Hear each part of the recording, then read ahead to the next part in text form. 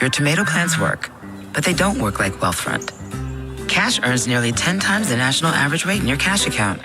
If your tomato plants work like that, they'd grow nearly 10 times too.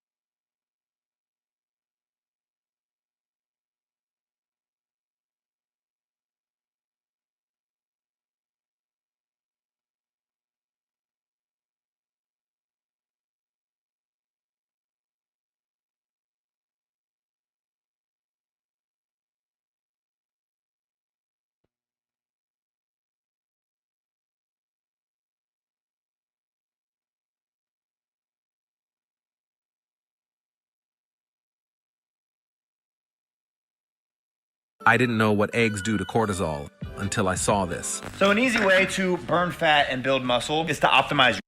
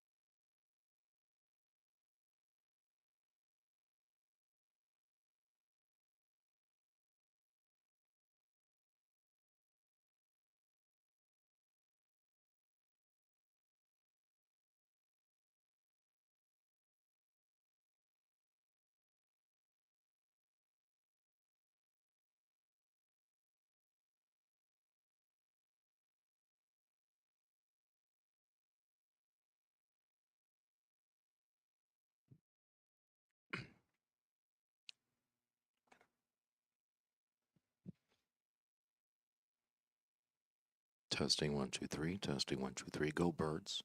Go birds.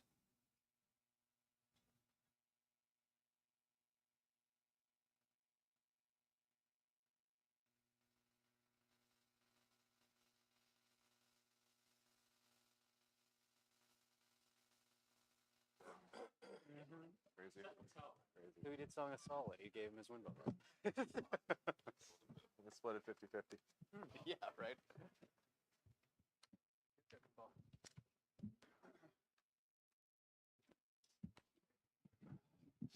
What's up, guys?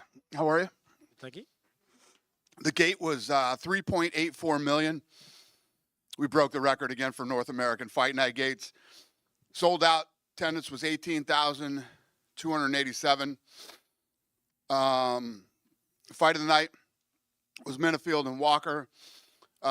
Performance of the nights were Jean Silva and Ricky Simone.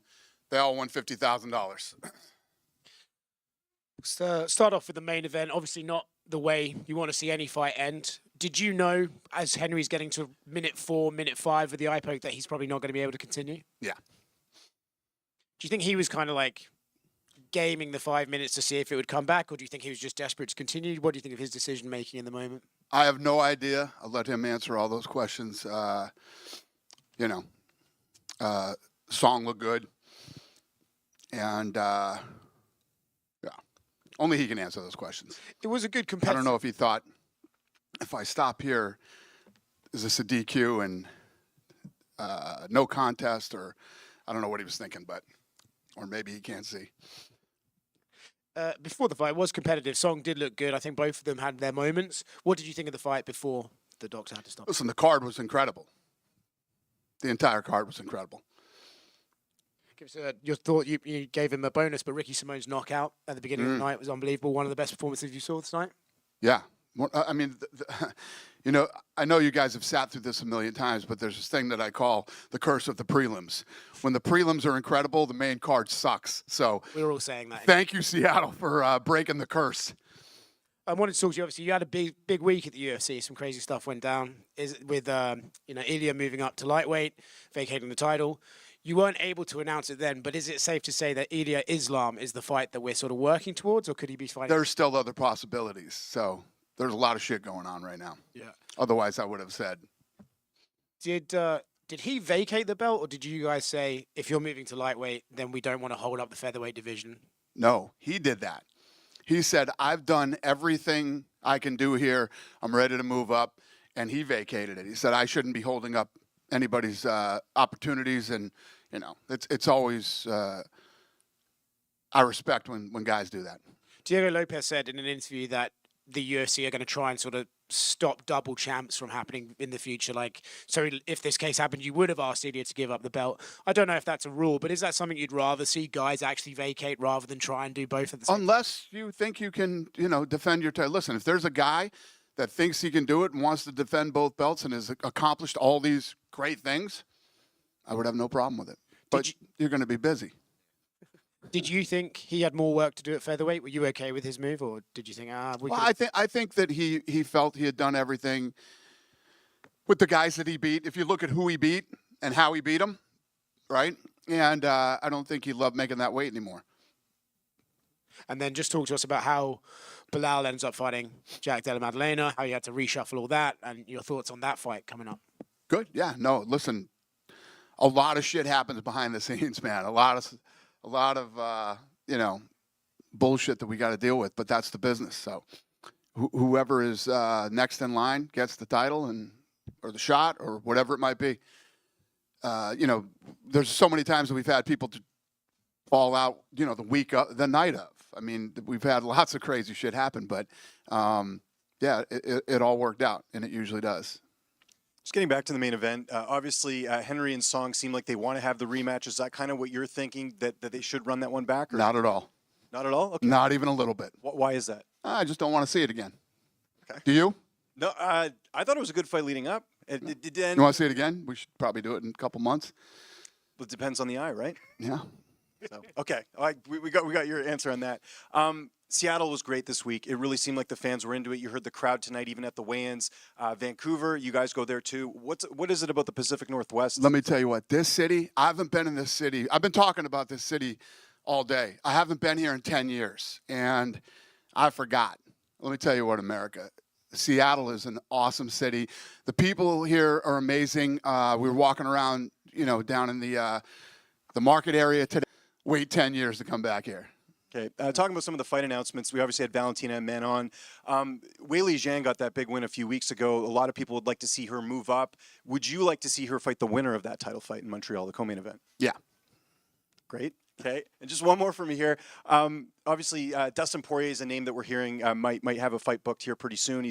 I know he's getting towards the end of his career. Any update on when we might see his fight book? Because I think a lot of fans are chomping at the bit to see him fight again. I agree. There has been a lot of talk, and yes, we are working on a fight for him. Yeah. Just two here, Dana. Yeah. Yep. Hey there. Regarding the super fights and the champ stuff, I feel like in the past there had maybe been more eagerness or enthusiasm about booking these super fights, whereas now, like when we even talk about Alex Pereira moving up or Dricus, you seem to want these guys to focus on their divisions. Has there been any sort of philosophical change in the matchmaking process about keeping guys in their divisions? I mean, yeah, unless you've really wiped out a division and like John Jones, who was in lightweight forever and then moved up to heavyweight. Ilya, I get it. It makes sense, when like I said, who he's beat and how he beat him, and now he's tired of making weight and wants to move up to 50, totally makes sense.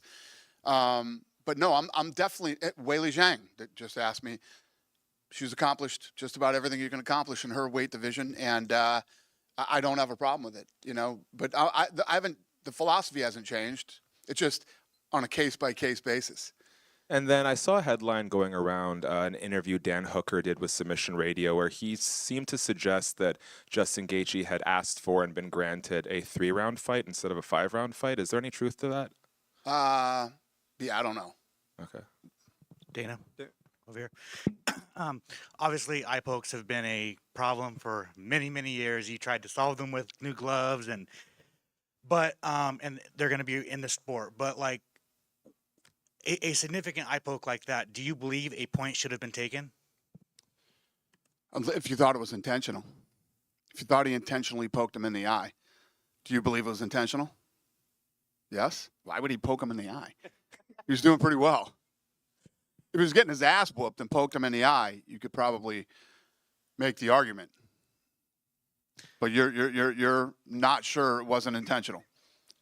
No, it didn't. What's your last name? Cejudo? Jimmy Cejudo over here thinks it was an intentional eye poke. It didn't seem it. No, yeah, I get your point, but it was fight altering, right? So, yeah, I mean, yeah. Listen, eye pokes are never good, but like you said, they happen a lot, and fights do continue after eye pokes. I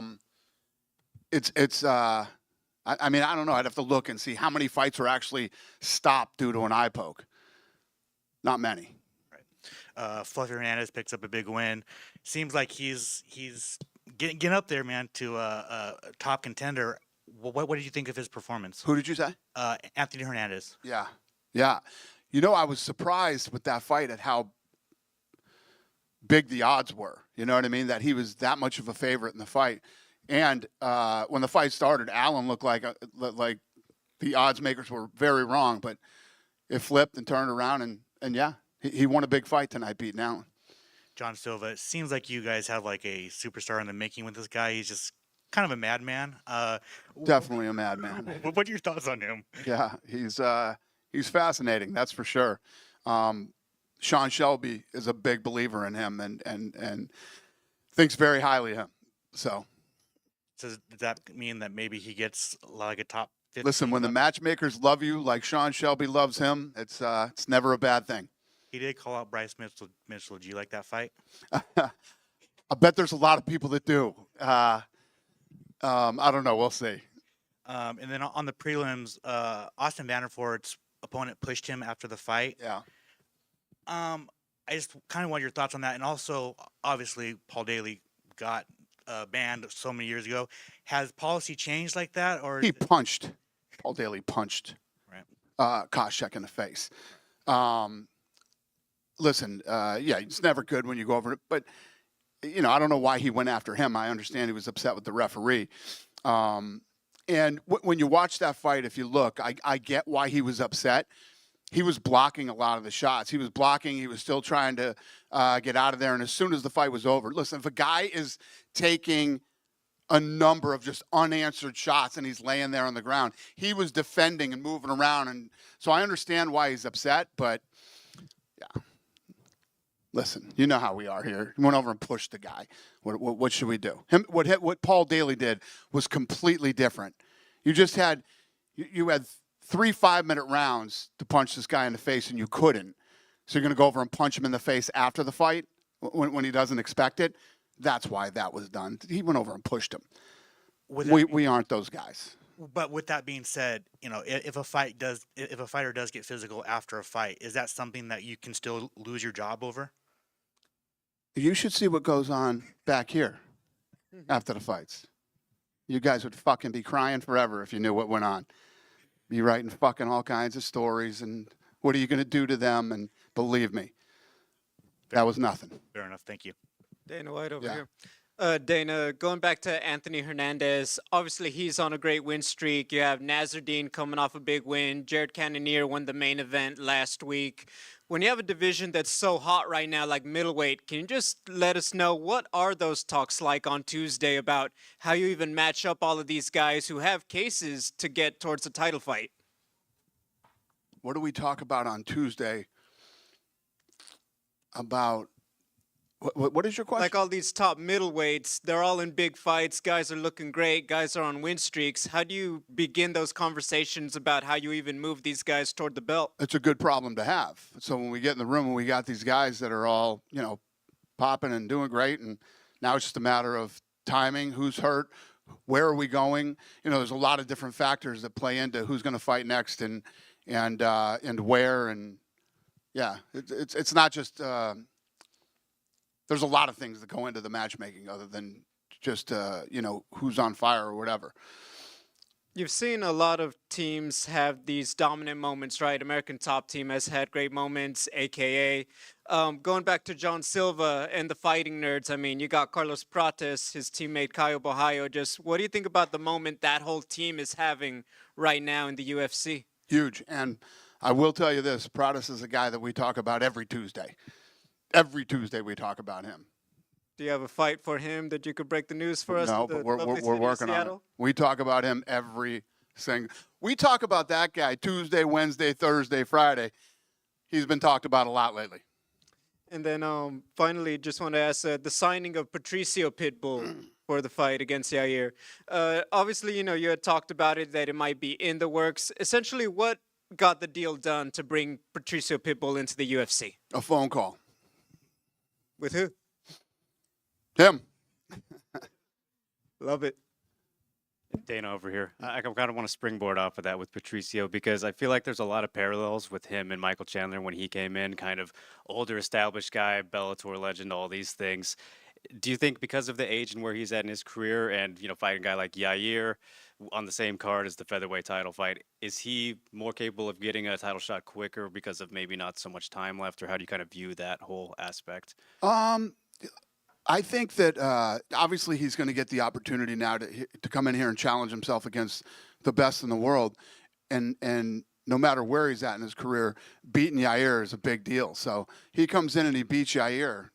You know, I don't know. We'll see. Again, like I said before, we'll see how this whole thing plays out. But massive opportunity for him, and we're excited to give him it.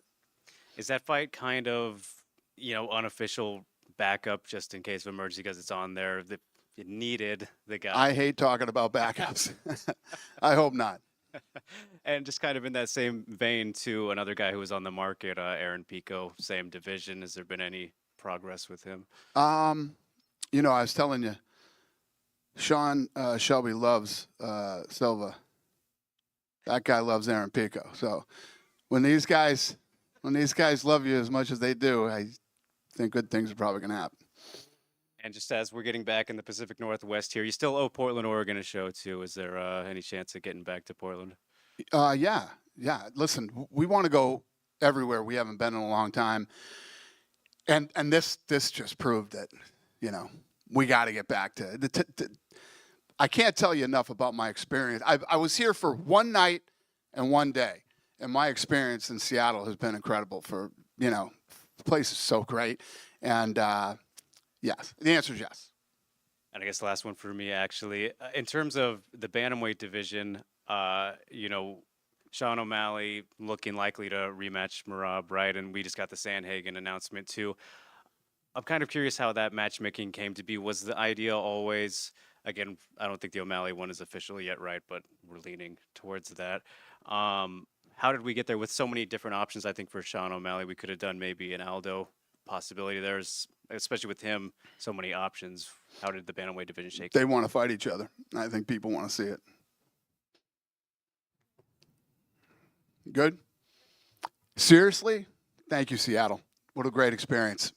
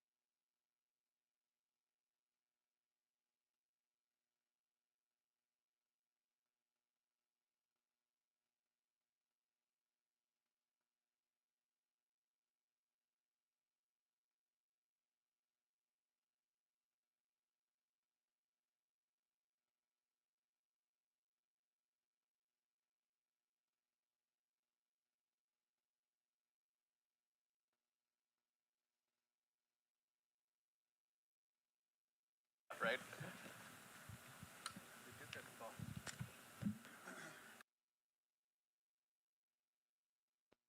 Nation, not.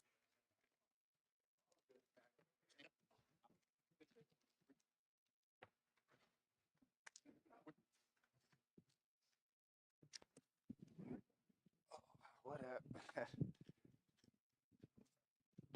Congratulations on the win. I know it was a hard fought. You mentioned after the fight that you were on some antibiotics. Like, how serious were things leading into the fight? Let's just say I got off amoxicillin Friday. Okay. So I felt like shit, and then I'm not gonna lie, I messed up my ribs 2 weeks ago. So my ribs were fucked before, and it was just like, thank God for the PI. They were here and they helped me every fucking day. We got it to be good enough for the fight, and went out there and made it happen. So yeah. And then we can ask you now, obviously, because you won the fight, but I know it looked like a tough weight cut yesterday. Does that look like that was the case? Dude, the fucking pills, the amoxicillin was holding weight. I talked to the PI people too, and they said the same thing, that when you're on antibiotics, it's very hard to cut weight. So while my body was trying to recover, I'm trying to fucking deplete it. You know what I mean? Mm-hmm. So it was just a nightmare, but I'm pretty fucking tough between the ears and made it happen. Was there ever a point you thought you might pull out of this fight? Nah, I mean, like, the first time I fought him, honestly, I was fucking just jogging for the fight because I was hurt too. I didn't want to pull out just because I wanted to make a fucking statement. I needed that number 9 spot. I've been stuck at, like, was it 13, 14 forever, it feels like. So I planned on coming here. I plan on coming no matter what to fight. What was the game plan going into the fight? beat his ass. It was pretty much the same as last time. I knew that he had really good fast kicks, and he would stay in his face and break him, and that's what I did. What about like him since the first fight? What was there anything that surprised you in terms of how he looked? No. No, Okay. he's still fucking really fucking good, tough motherfucker. You know what I mean? He's exactly who I thought he was gonna be, who the coaches thought he was gonna be. My hat's off to Brennan Allen. I got so much love for the guy, and I told him, I'm like, bro, can we quit fucking fighting? And if we're gonna fight again, hopefully it's for a fucking belt. Like, you know what I mean? Because I really do like the guy. Any worries going to the scorecards? Because it was a pretty close fight. I knew he had the first. The second was, I think I had the second, and then the third. It was like, you have to win this, and I was like, all right. And I fell off, and then he fell off, and I was like, I stayed on top, and I was like, well, try to finish big. You know what I mean? But I don't know. I never know when it goes to the judges. You know what I mean? You never know what the fuck who's watching what. Just last one for me. There were a few, hometown fighters on this card, but you got one of the biggest receptions, and I was seeing fans everywhere, even at the weigh-ins yesterday. What does that say about your support sort of going into this fight? Like, everyone seemed to be here for you. Man, I've had so many people out here from just the town I'm from. There's like at least 100 motherfuckers waiting for me to come out tonight. So it was absolute blessing, man. There's so many people that like are starting to believe in me, and it's just a blessing to have and see. You know what I mean?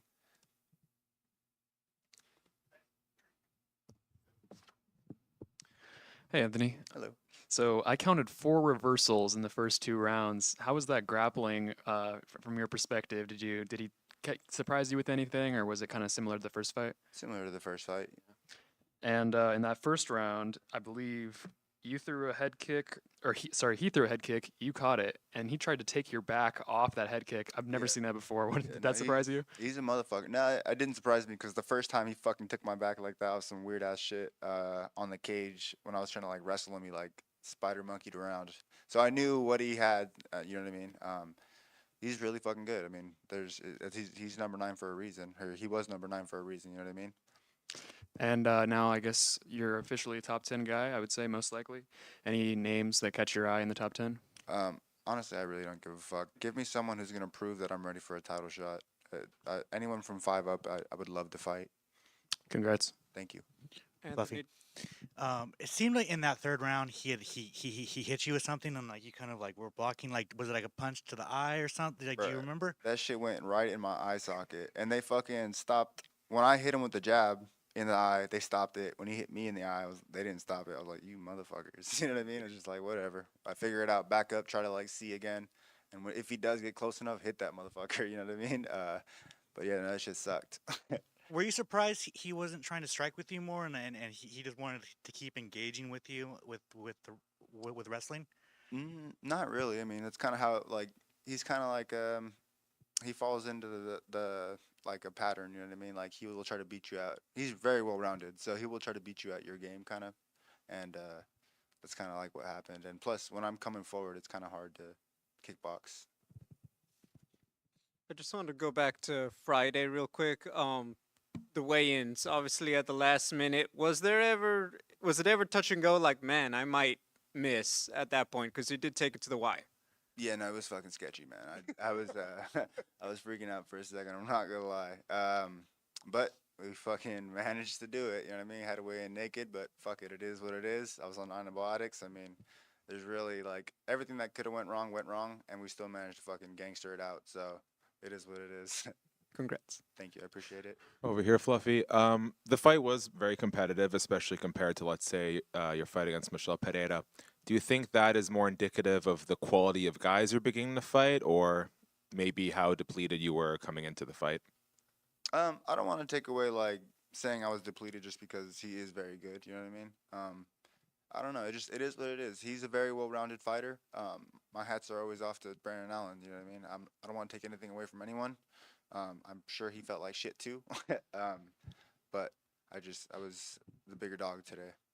I feel like that answer segues nicely into this next one. You're right. I saw so many people in fluffy t-shirts everywhere I walked today.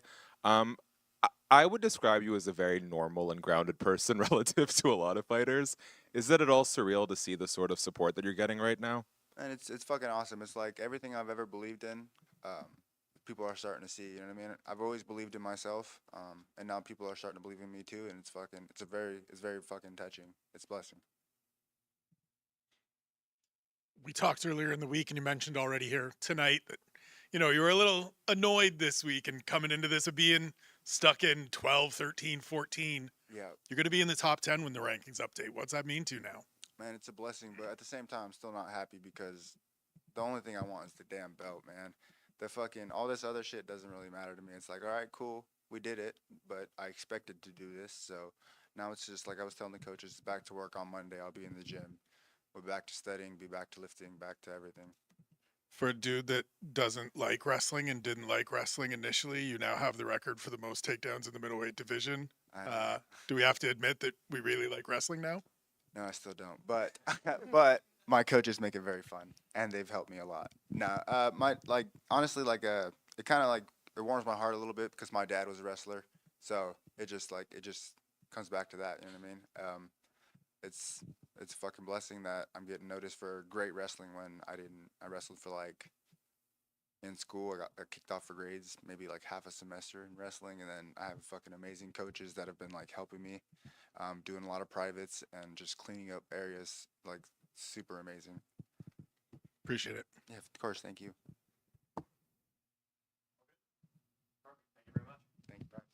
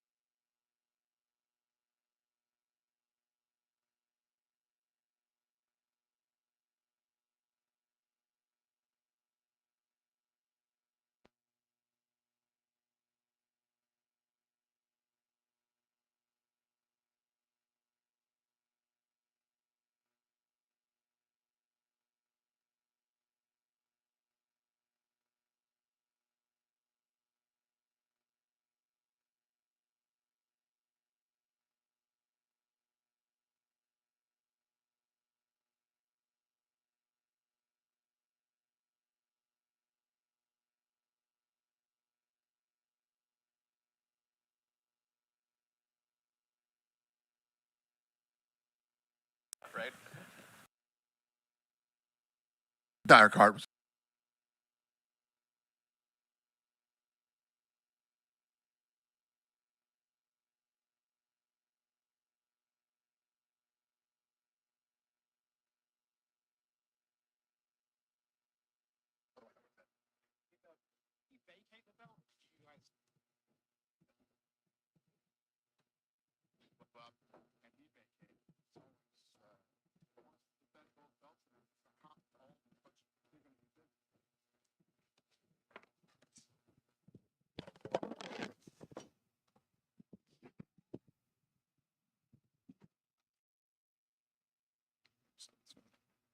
All right, Song, obviously not the way you wanted to win the fight, but how are you feeling leading up to the finish? Because you look pretty good with your striking before they stopped the fight.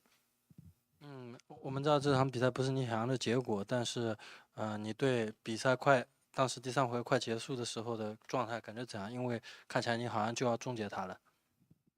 Yeah, my plan. Oh, look here. Oh no. Oh, okay. Okay. So my plan is finish him on fourth round or fifth round, but that was totally accident. I'm not so happy with that, but it is what it is. Yeah, I feel bad. I feel bad for Henry.